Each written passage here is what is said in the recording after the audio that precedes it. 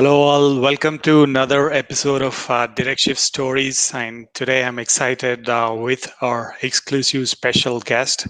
We all know that business changes or business dies. So, as change happens, there are these high profile leaders who might find their jobs at risk. So, for many years, this guest of ours had helped executives go through that particular transition. There is this hidden job market, and there are specific strategies which you can apply, and there are few interviews which you can go through to land your dream job. So the kind of approach which he goes through is based on positive psychology, different coaching techniques that only are different for different kinds of people to obtain employment. So let's create a sense of well-being and accomplish during this process.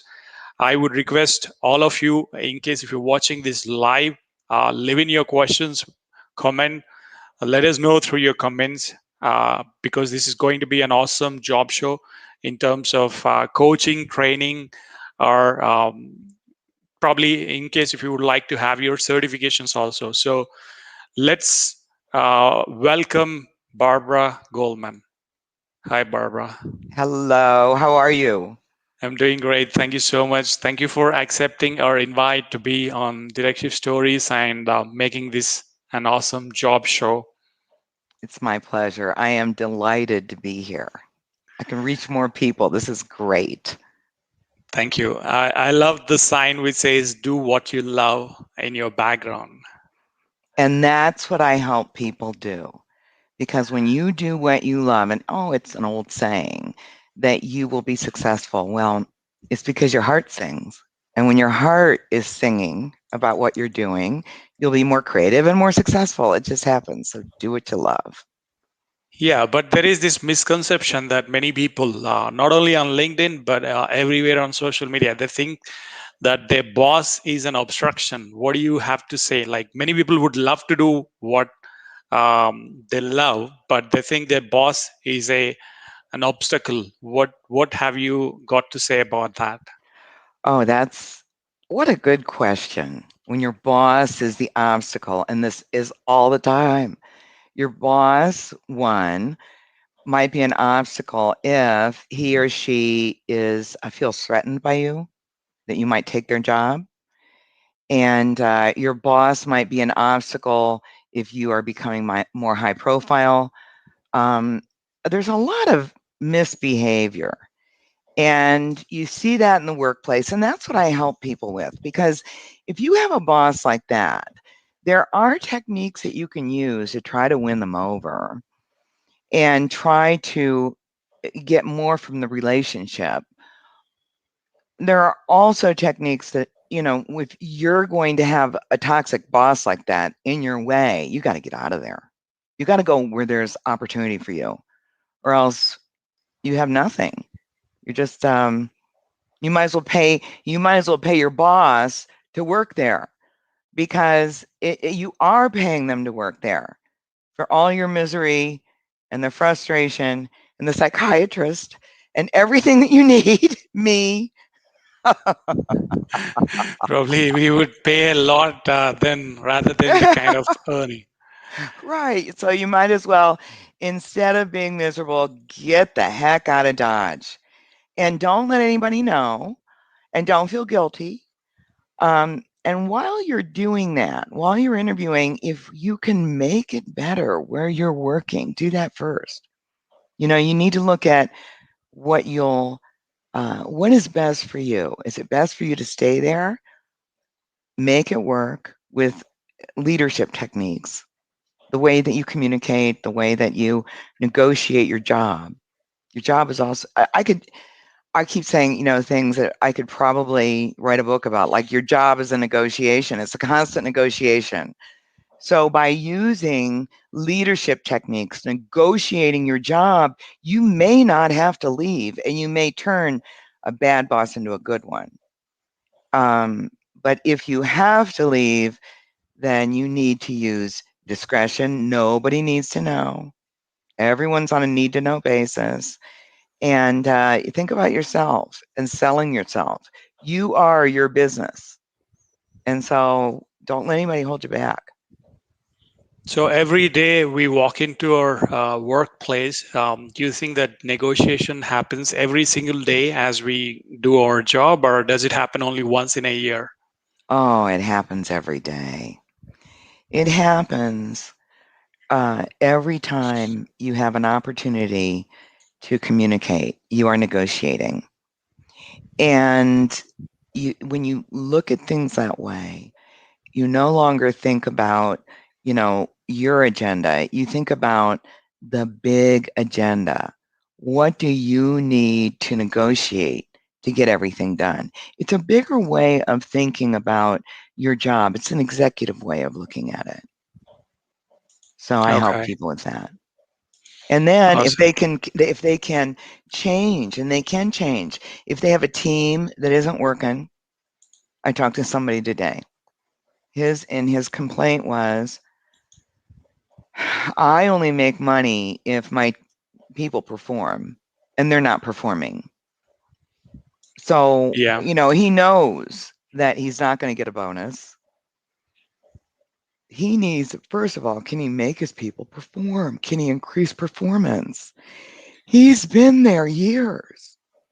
Why should he give up everything that he's worked for?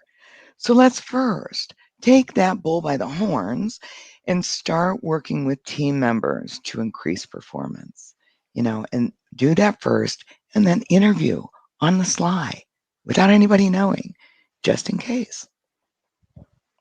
yeah, and that is definitely one of the best examples for work is hell when our team members don't perform.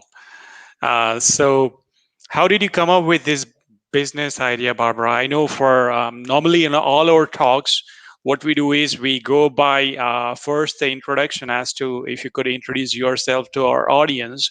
Could you please share your journey as to how did barbaragoldman.net begin, or how did you begin your identity, or probably your business? How did you start your business? Okay. I started my business. I had a lot of experience. I owned a recruiting firm as the first business I started. But then when I was ready for coaching, when I was ready to retire from recruiting, I started this so that I could help people to do what recruiters do for them and get in front of companies, say the right things, learn how to communicate properly. I have been for my entire life in the executive suite watching these things happen. I have been interviewing these people. I know how this works. And so I thought when I'm retiring, I thought, well, I wasn't really retiring. I just didn't want to recruit anymore. I didn't want to recruit anymore. I was done. It's a very stressful job. Um, but I thought my greatest good would be helping people, helping them um, take that next step, have the courage to do it, try to figure out how to do it, use unusual techniques that work. Because when I was a headhunter for 30 years, my job was to bust down the HR wall. HR has this brick wall, and that you would think that if they're recruiting, they would want to talk to you. They don't. So I know how to get through, and that's what I do with my clients. I help them get through. I help people get through with my videos.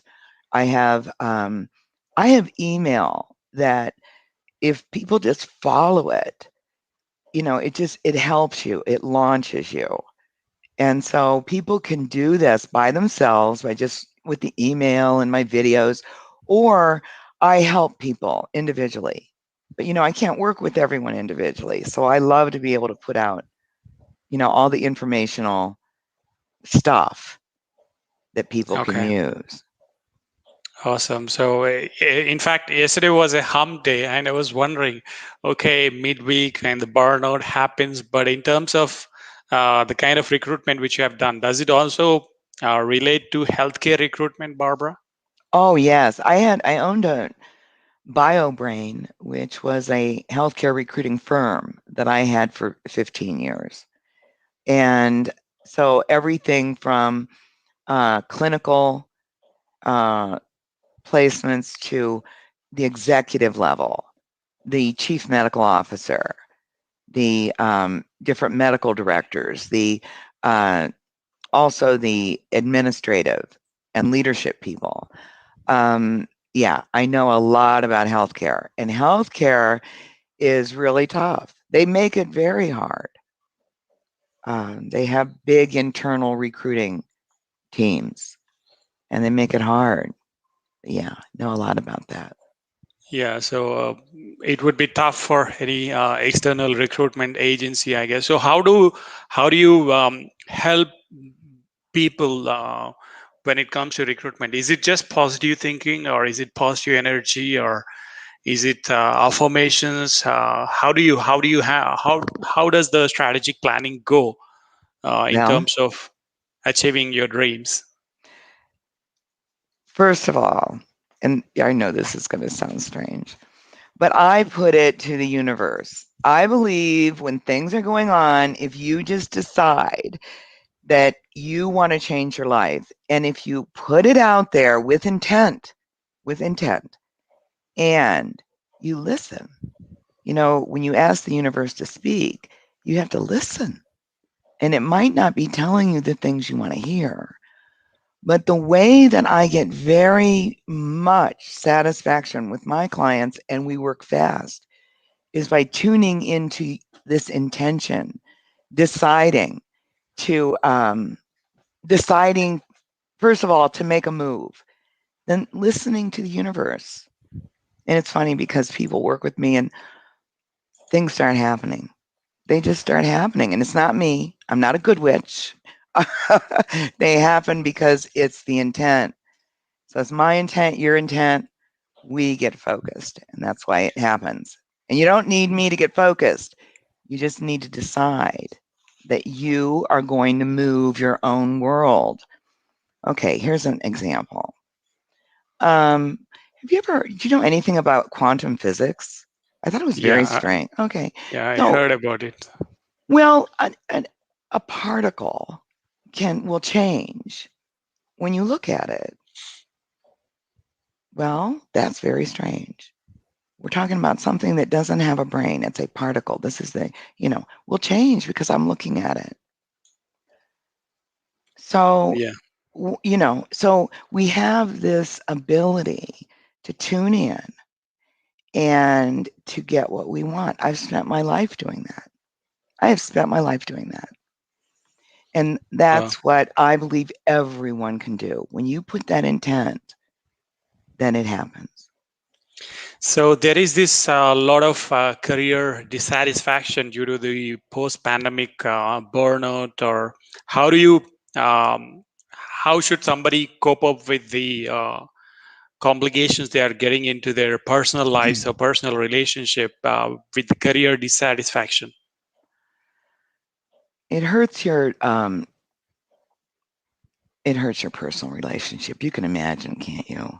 If you're Yes. miserable and then you go home, and can you tell your wife or your partner about how miserable you are? Probably not. And if Yeah, you they do do, not understand the work pressure. Yeah. and if they care too much, then they get the wrong impression that you are maybe in danger or for losing your job or things that aren't true. They want to help and they can't. So don't put them in. It's best not to put them in that situation. Okay. But yeah, So how does that career satisfaction can be achieved based upon if somebody had been working for more than 5 years or 6 years, or probably they're on their way to finishing a decade with the company? How do they achieve that career satisfaction? normally, if you are unhappy, let's say you're unhappy with what you're doing, first start talking outside. Start being open to recruiters. You don't know what's out there. You have no idea. So when a recruiter contacts you, say hi. If you see a job that you are interested in, reach out. Because you don't have to take that job, but having conversations, noticing where the jobs are, where the opportunity is, and you learn a lot by interviewing. And I always say interviewing is a business meeting. So that's how you find out. Reach out, be open, Okay. network. Like Okay. if you Immerse. wanted to know like what's going on with your business, you would start networking, finding out what's out there. Where's the opportunities? Read the news. There's always industry news. Yeah, that's right. And The you can't news. just, yeah, the news will tell you a lot But on again, LinkedIn. Mhm. yeah, on LinkedIn there are lots of influencers who speaks on the same topics which you might be interested on. That's another Mhm. awesome strategy. But what is the exit plan strategy like, which you mentioned on your website? Normally, if a company is getting into a merger, or if company is about to die, or probably it's the end of the journey, or what is the exit plan strategy which anybody had to look forward to? One of the things that I notice over and over and over again is people know when their job is at risk. People know. And it's Yeah, almost like at first they don't want to believe it. Well, maybe everybody else is at risk, but not me. I'm better. I've been such a good employee. I've done everything right. That won't happen to me. And so it's like staying on the Titanic. If you wait too long, and depending on what type of job you have. Now, I work with a lot of executives. Those executive jobs take a little time to find, and you don't want to be unemployed when you're looking. You're much more valuable employed. So if you see on the horizon, and I'm going to say even 6 months to a year on the horizon, if there's a merger, what's going on with your company? Are they losing money? What is the news? And then start interviewing and networking and finding out what's out there. Give yourself time. It takes time unless you're in a profession where you can quickly pick up a job. That's usually more of a staff position, an individual contributor role. But even those positions can take time to find, especially if you're unemployed, because you have to explain that. Why did you lose your job? Well, did the company fold? No, there's other people they kept. yeah. And Again, you don't want that. yeah, the communication, which is again the key, like the way we put it across, how the company had helped us in the past. So, again, now could you give us more insights on the positive psychology leadership, Barbara? Like, we know that suffering is optional, but how does this positive psychology leadership going to work? Okay. Sometimes we just start by focusing on right now, just this minute, what you can control. Because a lot of times when you're going through this, it feels like everything is out of control. And so the first thing to do is gain control, have a plan, and take one step in front of the other. And don't be afraid. Um, when you focus on the positive and this positive psychology, I like to think about right now, everything is good. Right now, you have a job. It's a good thing. And right now, I focus on what strengths do you have to bring to the party. Let's focus on your strengths, this positive, okay? Okay, yeah, that's And then, awesome. yes. So by focusing on your strengths, then what happens is you start to expand your mind about what kind of job you may want. You see what you've been able to contribute in a clearer way. So it's focusing on strengths and also forgiveness, forgiveness, forgiveness. If you are ticked off because don't like what's going on at work, we work on forgiveness, because if you can't, then you can't move on, and that negativity will chew at you. And that's part of the positive psychology, is to learn how to drop it from your mind so you don't have that loop in your head, the loop over and over and over. So we get rid of that loop and focus on the positive and take steps constantly. Every day it's be positive. And I ask God every day. I say, God, let me meet people that need me. Let me meet people that I can help the most. And when you go into your day like that, instead of thinking about yourself, instead of me thinking about, oh, let me get a lot of hits today. Let me get a lot of likes. No. That's the opposite. I want to know, where can I be of use today? Who needs me the most? And if you do that while you're looking for your job, guess what happens? The universe speaks. This is who needs you the most. Yeah. So I was just thinking on the comment which you just made. Obviously, we got to be of value of what we are going to contribute to the coworkers, our colleagues. But Yeah. again, let me get more likes, let me get more views. That hit Right. me hard. Right. And also, here's another one. They're looking for a job. Oh, they better get back to me. They better get back to me. Let me find the right job. I'm not finding anything. I'm too old. I'm too this. I'm too that. Well, that's tough. You have to be positive and take, and think, what company needs me the most? Where can I be the most value? And that's where you're going to be successful. Okay, Barbara. Now, this is very simple, but it's going to be an awesome, effective question, which is again everybody's question out there through Google or YouTube. With your 30 years of experience, I bet you might have given millions of dollars as a bonus to lots of other people whom you had recruited. But how to negotiate or salary? Oh, that's interesting, because when you're negotiating salary, it should really start at the very beginning of the process, so that when you get an offer, it's no big surprise. By the time you get to the offer, it should be, okay, great.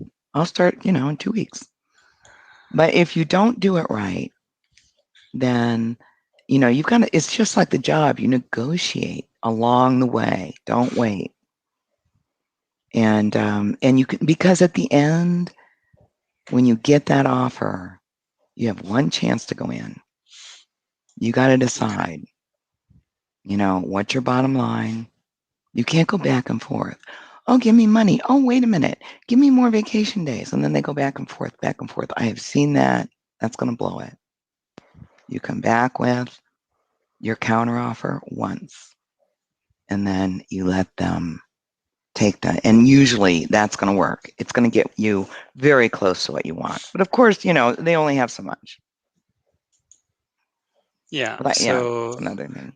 yeah, the counter offer is one of the strategies. Again, okay, I love the way you put it, but definitely that would be like probably it'll also make you an industry expert doing a research. So lots of people who would work on trying to be better in their career probably they would do lots of research definitely.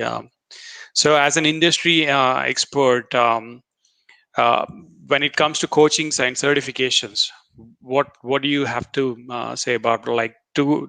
I know you are an ICF coach and do all these credentials from different boards. Is that essential for anybody to see their own stars? A lot of coaches are not certified.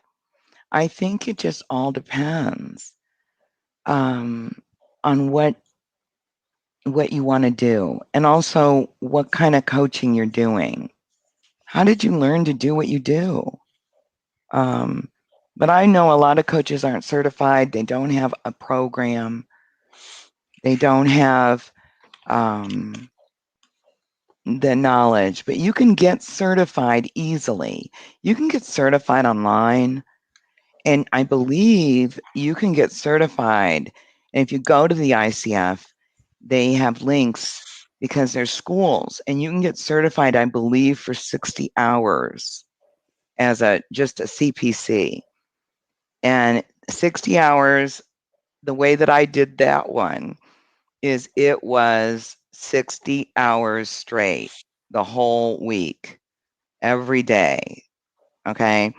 So when you can do it that way, you can do it, where it takes a little time. And then that is just basic. Then the reason that I have so many different I have different interests. So then you can go take it further. And you want to make sure that every year, you learn, and every year I do. You have to. You want to be the best you can be and really help people. And coaching works. So if you want to be a coach, getting certified, I'd recommend it. I'd also recommend that I have right now I am coaching a coach. She's putting together her program. You have to have a program. You have to have a message. You have to have something to sell. You have to have some kind of experience somewhere and something that's of value. And you need to do that in order to be a coach. I read somewhere that the average coach the first year makes $10,000 because it takes Well, that long to figure it out. yeah, They do a lot of that's freebies okay. That's to close to figure ten it thousand out. dollars, and many. I guess it would take definitely a couple of hours with the $10,000. But as we know that many workers, like anybody who is in the job, would love to become a coach. And now on social media, be it Facebook, LinkedIn, there's lots of recruitment happening. This is probably you can call it social recruitment, Right. where people whom you say, like the way you mentioned, they're not certified coaches, but they're good with their small social pitches or social media selling. So, They're not coaches. You know what they are? They're advisors. There's a oh, difference. They're teaching people how to do social media, right? They're teaching people how to make money on social media. Is that what you're saying? yeah, that's right. When you're teaching, you're advising. So that's a whole different thing. They don't have to call themselves coaches. They call themselves advisors, someone who knows what they're doing. I know what you're talking about. And I don't think they need to be certified because they're teaching. They need to have a program in place that will allow them to teach and do it automatically. And and I'm on a couple of those where people can just automatically buy a program from me, something that'll teach them. It's small, and that is good because I can teach people, but I don't need to be a coach to do that. I just need to have experience, something that they need. Now, when I coach someone, that's a process of inquiry and of the positive psychology, and it's deeper than just teaching. It's also Yeah, learning. I learn from the people I coach. yeah, that's true. In fact, people speak about the systems, the kind of system which they have, the kind of processes which they follow. Hmm. Um, End of the day, everybody out there wants to generate revenue. So, be it in terms of online selling, the kind of Hmm. content which is being prepared, be it live streaming or be it videos, be it blog articles, be it publishing more content on social media. So, with respect to that, again, we all know that retirement is inevitable. It's kind like, as everybody who is working, we know that we have to face retirement, or probably there's end of tunnel.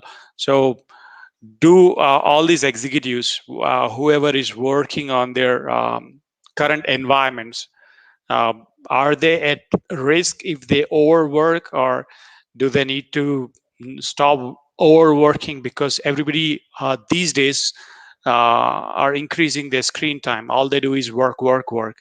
So, what is your advice for people who are overworking? Okay. People who, you know what? If you're going to make a lot of money, you're going to have to work a lot. That is absolutely the truth. And people who tell you that you're going to be a millionaire and not work, it's not going to happen. So I think you have to get realistic and know that you're building, building, building. Um, when you are in a job and you want a raise, you have to have a plan. And we are all, and that plan is a negotiation. Now we're all going to have to retire. And I know a lot of people. In fact, I'm in a, it's interesting because I didn't know we were going to talk about this, but I'm in a group that's a global group that we get together, and these are people who teach things. And it can be anything. What if you're a photographer and you want to teach people photography? You can do that, but you're not going to be a millionaire your first year.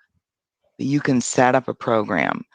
What if, like, you know what people need? What if you need to know how to do a small business books? What if you know how to show people how to set up small business books? People, that's hard for people, but it could be something that you advise, you teach. What do you teach? You teach, don't you? Yeah, I'm into marketing, but I teach. I teach people, again, generating leads. We work on lead generation specifically. We work on prospecting with clients, but we work on in the B2B world, where DirectShifts.com as a company, uh, we help clinicians connect to employers. So we have got few clients as Mount Sinai, or we have Contra Costa. We have few companies, all these hospitals who would need the locum tenens, or who would need the staffing. So we connect few clinicians who are there on our job board. So indirectly, we always, me as a person, I work on B2B marketing, Mm-hmm. and the teaching front. I teach people how to market themselves through the power of videos. Many people fear, because of the fear of facing the camera, or being judged by others, people don't speak. But I work on that front, teaching people how to um, stop overthinking, and how to keep pushing themselves, publishing more content. That's what I teach. And it's interesting because when you first start doing that, it's awful to hear yourself. It's just like Yeah, you pick it apart. But then you start to look around. What is everyone else putting out? And you also ask people's opinion. What do you think about this? And they'll tell you. And you start to get confident because when you're yourself and you're out there reaching out, but you're yourself and you know how to get your message across, it works. People will respond, so that's exciting that you do that. And it's a whole thank you, different Barbara. world. It's a whole different world now. Yeah, it's a completely, now due to post-pandemic again. There are many things, again, could be pandemic parenting, but we know how you started this business. But why did you choose this profession, from a recruiter to a coach with all the certifications, Barbara? What made you like? I understand, or I remember the fact that you mentioned you always wanted to help people, but is there also another reason, apart from money, or probably apart from the monetary value? Is there anything which made you choose this profession right now? Before I chose it as a profession, I started taking courses and it was the Tony Robbins RMT coaching. I started taking that, and the reason I did is I wanted to bring a coaching culture into my company. I was going to use it in my company. But once I really started getting into it, I decided that what I could do is just going to be so much more fun and so much more valuable. But it was 2 years of taking classes before I made the move to become a Okay. coach. So you're an official coach of this particular training school of Tony Robbins, right? So, I mean, did this go for years, or was it I'm only like? certified. I'm certified. Well, it took me about a year. Took me about a year. I'm certified in It's called it's RMT. It's a strategic intervention coaching. So when there is a problem and someone needs a fast fix, they need to get it and they need to feel good about themselves. That's what the Tony Robbins was. And then after that, I wanted to learn for business. I I learned the leadership, the high performance leadership coaching, and also did the positive psychology is what Tony Robbins uses. So that's where I got that. It was the most incredible program, but it's a lot harder than people think. There are easier ways to get certified. It's a great program to take after you get certified because it took a long time, a lot of writing. I thought I wrote a book. And maybe other people don't take it seriously like that, but I took it very seriously, and it's a good stuff. So I did the Okay. executive leadership, and I also did just certified coaching, learning how to coach for anything, any subject. And then I also took the addiction coaching because I have run into executives who have addiction issues, and they needed that. So when someone needs something, I'll spend some time on it. Okay. So definitely, with respect to the kind of um, journey which you had going through all these coaching sessions, uh, did you go through any failures through this particular phase apart from making Yes. money, losing money? Was there any biggest Oh, failure? well, I think that I I thought that people would want to talk to me. I did not know how to get started. And so in the beginning, my failure was not understanding that I needed to find out what my audience needed first. Okay. So the failure, and it took me a few months. It takes time to learn that. So I decided to start just talking to people and asking them what they needed. And I didn't do this by a survey. I did it by actually talking to people. I hate those surveys. I'd rather talk to someone. I can hear their voice. I can ask an extra question. So that's what I That's did. awesome. Yeah, now that you mentioned you hate surveys, I so hate what do you them. do for fun? What I don't fill out surveys. Let's see. For fun, what do I do? Well, since the pandemic, not a whole lot. But for the last year, I've been reading for fun and studying for fun and kind of entertaining my own brain for fun because you can't ask my husband to entertain me. I can't, there's only so many balls I can toss with my dog. So I had to learn to be, so I have been very self entertaining. And I try to also, because I don't have a lot of patience for slow stuff. So I look for fast. Anything that can get me there fast is what I look for. That's awesome. I was just wondering what kind of books is it? Fiction, non-fiction, the kind of books which you read? Nonfiction. Nonfiction. Now I have read fiction. What did I ask? What did I read? I read a bald faced lie. No, white face. I don't know. Don't ask me. I should have been ready for Okay. that as far as books.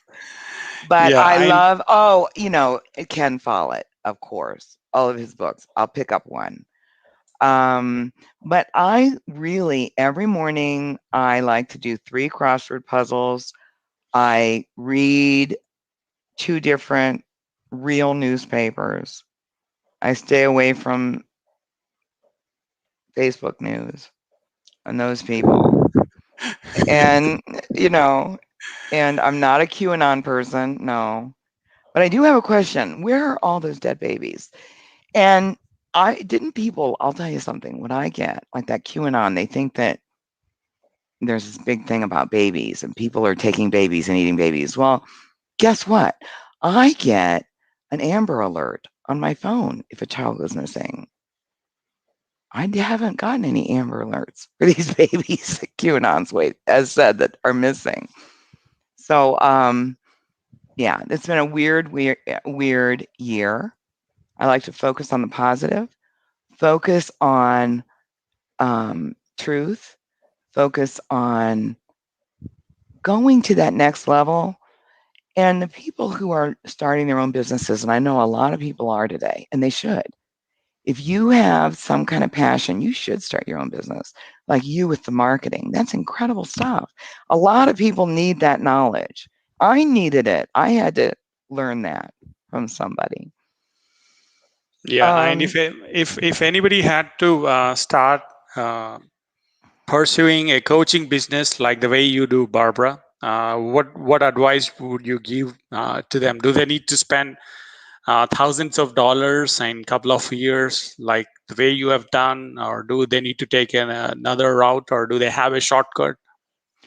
it does cost money to get certified. It costs money to get certified. But if you're just teaching something, you can start with very little money. You can start with a website that allows you to do videos. I use a website that, gets everything together in one place and helps me market. You can start for very little money. But if you're going to get certified, it's going to cost, I don't know, $2,000 to $3,000 probably at least. But Okay, it's worth and it. If you're going to coach, it's worth it. okay, yeah, that's definitely. So, are there any resources? Definitely, that would also cost money, like the way the coaching.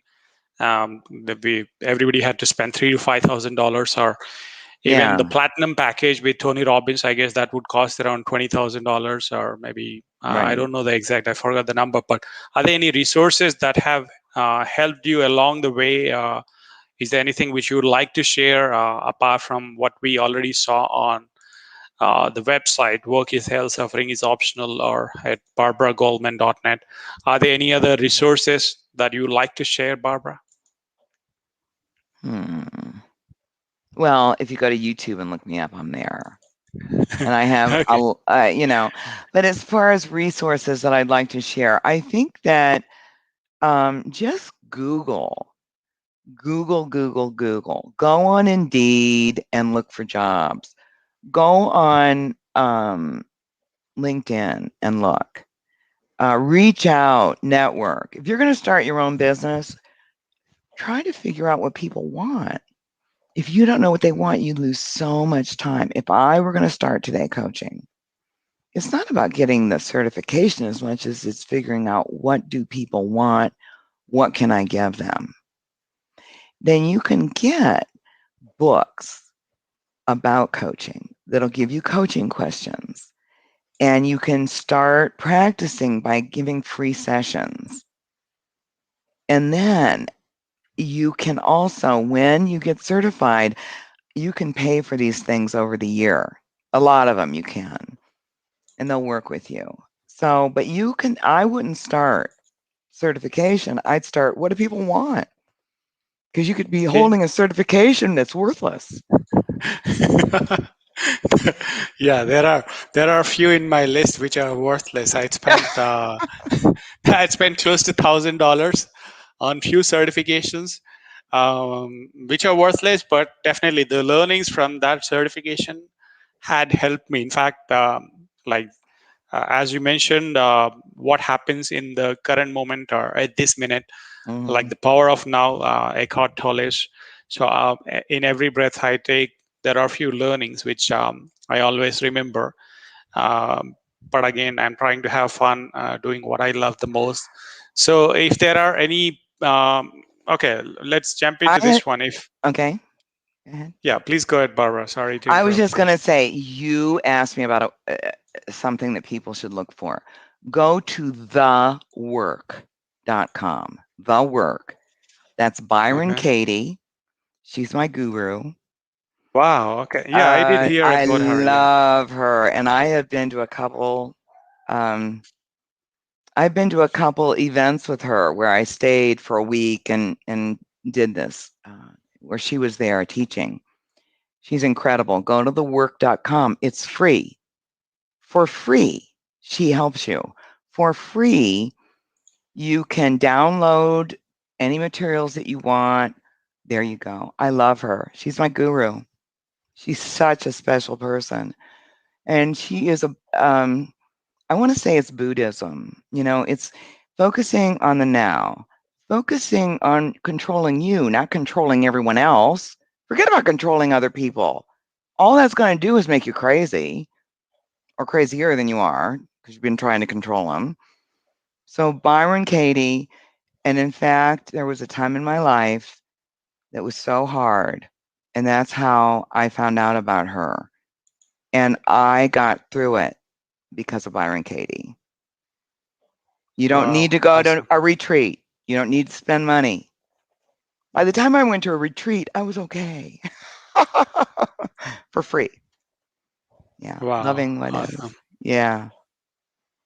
It's Yeah. I, practical Buddhism. Practical Buddhism. It shows you how to flip that brain into what you should be thinking about instead of that negative stuff that you're thinking about. She's great. okay.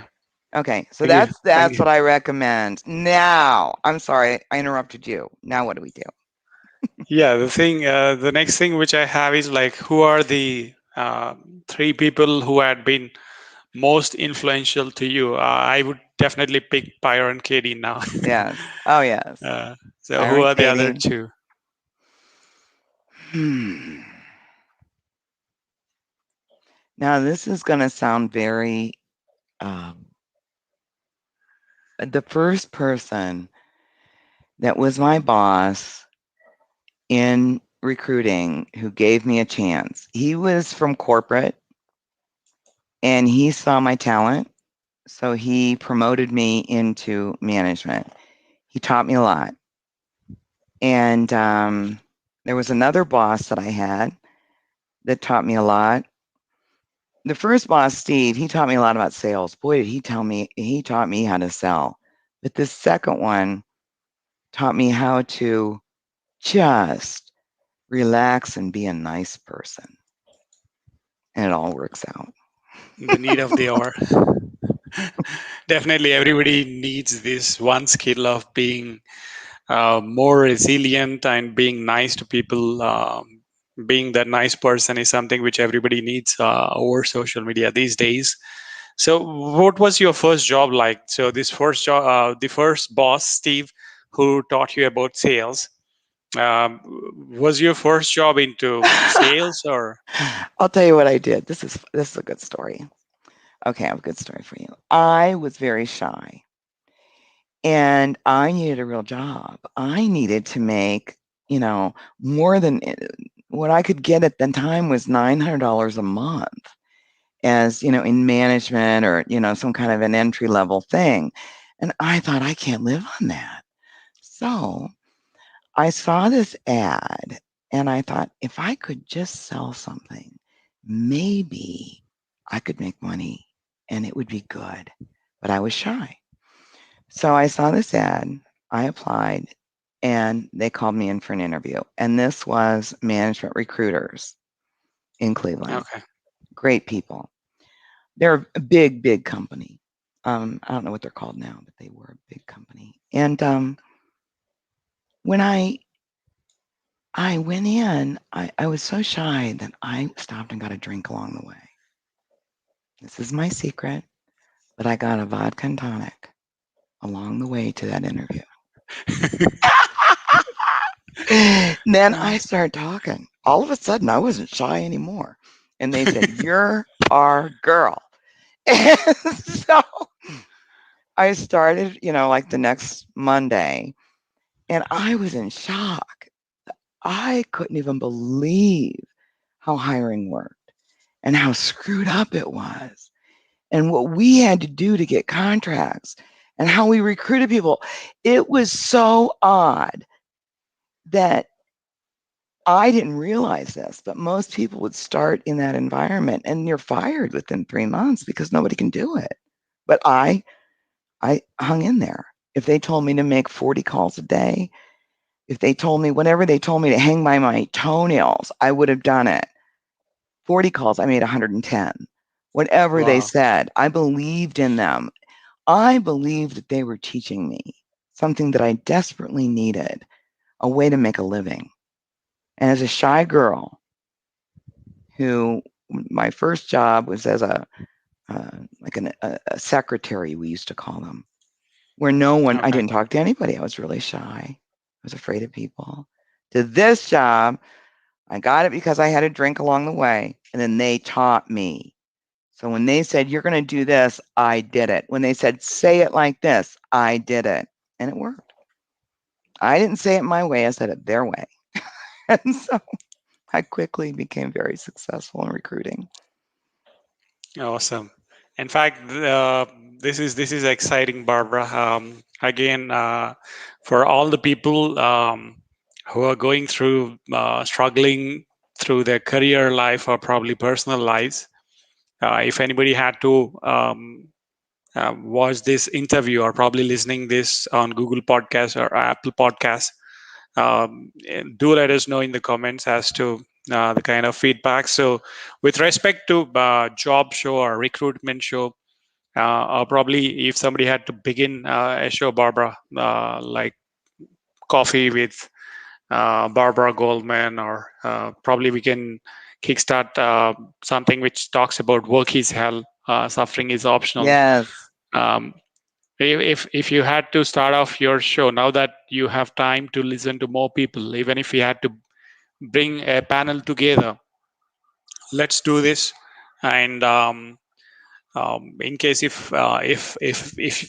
somebody out there has got their feedback, do share it with us. And if you're watching the replay, do let us know.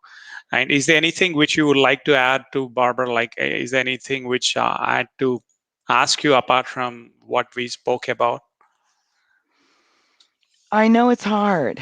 When you are interviewing, when you're out there putting yourself on the line and you are getting rejected every day, you're getting rejected. It hurts. And I've got a little offer. I've got something that you need. The book is called Can I Be Your Dog? Can I Be Your Dog? And you got to look it up. It's a children's book.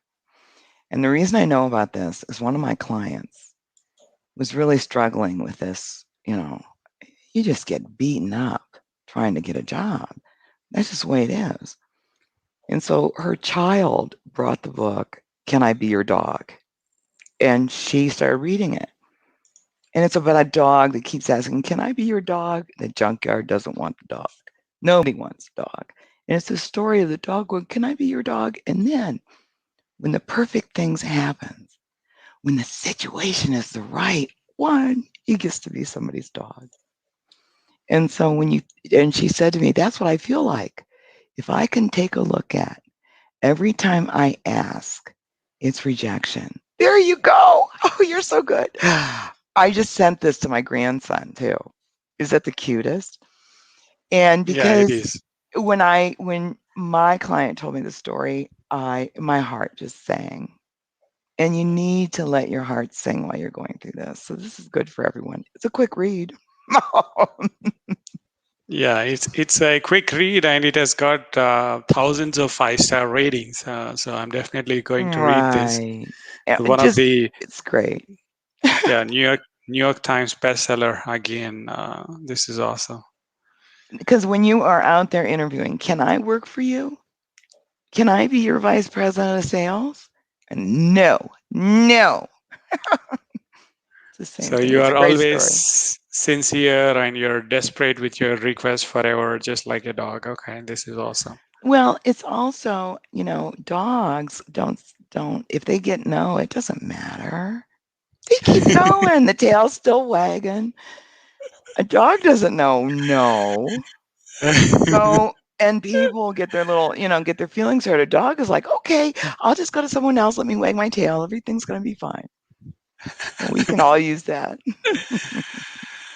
Awesome. I love the strategy. It's probably again with corporate politics, as per what's the kind of things which are mentioned on your website. I guess we can delve deep into the corporate politics and talk Yes. about your blog articles probably on another show. But again, with respect to the kind of strategic techniques which you had mentioned, making work more meaningful and working on the human needs, the basic human needs. Again, we know that end of the month, now that I'm working from paycheck to paycheck, but everybody out there is quite happy about the kind of lifestyle they are leading. They're happy Hmm. about the monthly paychecks. They're more excited when the salary gets credited. So definitely, if there is more satisfaction with work, and if somebody out there is looking for a lasting change and meaningful um, career with the kind of relationship which they have with the work, I would strongly recommend people to log on to barbaragoldman.net. Let me also highlight that in the comment section. Okay, it's right there, barbaragoldman.net. And thank you so much, Barbara, for your Thank valuable you. time. We Thank you. will, It was a pleasure. yeah, this is awesome. I loved, in fact, I had seen your dog on your chair at the beginning of the show, but I don't think uh, it's around here. But She went uh, somewhere else. She went yeah, somewhere else. She got bored. When we say okay, goodbye, she will come back on my lap. She listens for that sign off. wow, okay, that's awesome. Now the only question is, can I be your dog on another show? Well, sure, sure. Let's, Be a little pet. yeah. Probably the need of the hour. Again, let's do, Barbara. I would request you to kickstart this on another LinkedIn Live. In fact, I would request you to please, probably we can do a 30-minute talk show. I'll see if I can get somebody out there as a third person, Okay. probably somebody from our team, or I'll get another coach who might be certified, or we'll see if we could have a 30-minute talk, maybe weekly or monthly. That would be awesome. I would like to I keep would this. love it. I would love Yeah. it. Yeah. Thank you so much, Barbara. And we will keep this going. So I'll get back to you. Probably we could definitely do monthly once for sure. We can definitely do. But if I had to get in touch with you on a weekly basis again, I will. I'm Um, here. I'll. Yeah, I'll be I'll your certainly get back. guest. We have a lot to talk about. Yeah, I mean, we can continue. If you have to share something, we can continue. We can go on. But I know the fact that you love questions, so I do. um, Next time, if I could have questions next time, because when I can talk to someone and then I can figure out what I like to do is talk to people, figure out really the kernel of the problem, and then come up with ideas. I love that. yeah, one big problem which we are struggling with right now, not as a company but as a marketer, is again the kind of engagement which we need to bring in, not only on the live streams but also on the post. But normally people don't comment on the business pages. That's what we've seen. But as you mentioned, there is conversation. Probably there is somebody out there who might be monitoring, because 80% of social media scrolling happens through monitoring. Like people see, people Oh, watch. does it? Okay. Yeah, Well, 80% of them. People keep scrolling, people keep seeing, people keep monitoring. Again, that's what people say. But again, the real engagement happens in the closed environment or in the closed groups, not in the public groups or not in the Right. public pages. But I see people are excited in the private groups. That's where the community building activities go. That's how the clubhouse, the audio network, the social media, the new audio social network. You heard about Clubhouse, right, Barbara? Like, are you on Yes. Clubhouse? No, I'm not on. There's so much I need to do. And I'm just really, I've done all of this myself. I don't have any writers. I don't have any, I just, I don't know. So I'm always so Yeah. busy. It's hard for me to figure out what to do next.